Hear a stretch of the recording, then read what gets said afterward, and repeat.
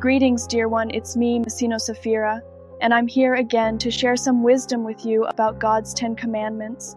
Let us first list the 10 Commandments right here in this video, and then talk about what sin you incur when breaking them, as opposed to what virtue is preserved by keeping them. 1. Thou shalt not have any other gods before me. By breaking this commandment, you incur the sin of pride. God commands the recognition that He is the only one true God, and all other beings are subservient to His will. By keeping this commandment, one preserves the virtue of humility, that is, the complete surrender of one's being to God, the ultimate Lord and Master of life. 2. Thou shalt not take the name of the Lord, thy God, in vain. By breaking this commandment, you incur the sin of vanity. This is usually done when someone unconsciously admits that they are a non-believer. By recognizing that every breath, every heartbeat is an unspoken prayer to the Lord, one begins to preserve the virtue of modesty by keeping this commandment. 3. Thou shalt not make upon thee any graven image. The sin associated with this commandment is idolatry, whereas its virtue is faithfulness. In many other religions, the sin of idolatry is often overlooked, but make no mistake about it. True faith is tested when there is nothing to hold on to. This is what separates one who walks with God from those who simply pray to an idol for supplication.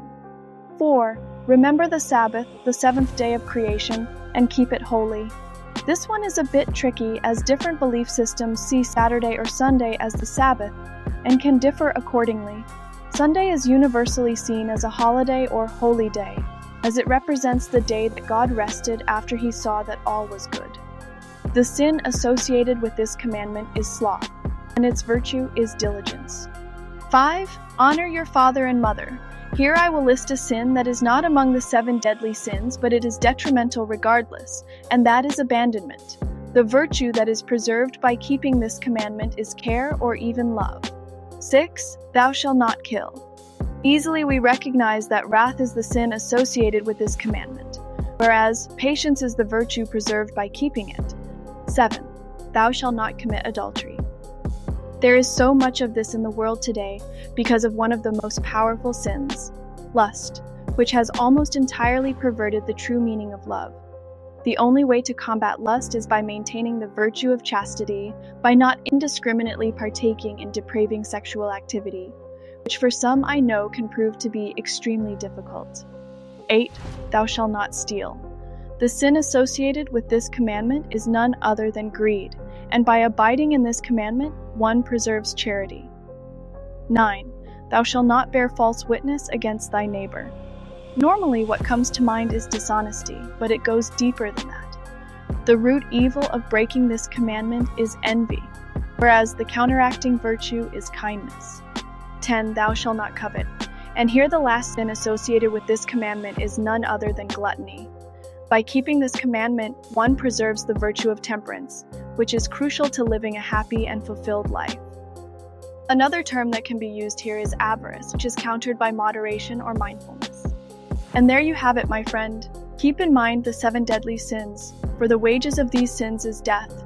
Only 3 out of 10 sins are pardonable by the Most High, after many trials and tribulations. Imagine for a moment a 10-pointed star. Would you rather one of these 10 sins at each point, or would you rather one of the 10 virtues listed at each point? This is the difference between being a virtuous person or a sinful one. We, as humans and God's beloved children, all possess them in varying configurations and degrees. Only one was said to possess all 10 virtues, and that was none other than the Son of God, Jesus Christ, who was perfect in all His ways before the eyes of the Lord. Thank you for staying till the end, and I hope that this video brought some form of enlightenment to you. Perhaps I was able to bring clarity on things you never considered before. If so, my work has proven effective. I have managed to help yet another soul who seeks truth. Stay safe and stay blessed. Peace out.